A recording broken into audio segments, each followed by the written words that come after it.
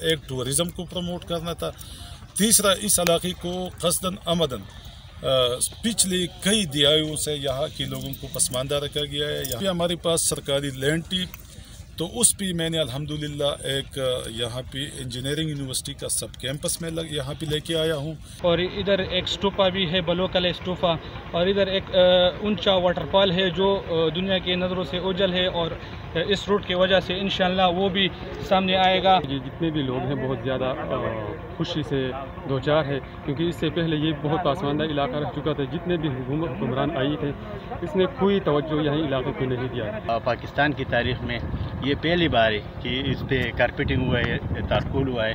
یہ کبھی اس میں بہت ساری حکومتیں گزرے، انہیں این پی کا ٹائم گزرا ہے یا دور گزرا ہے، پی پی پی کا گزرا ہے۔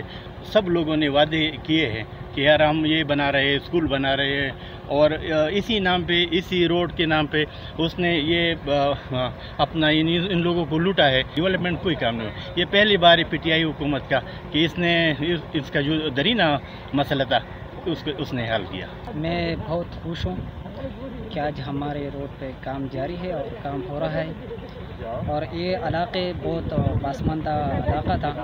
اب یہ منسٹر ہاؤسنگ ڈاکٹر امجد علی صاحب نے اس پہ بہت زیادہ توجہ دیا اور بہت سارے کام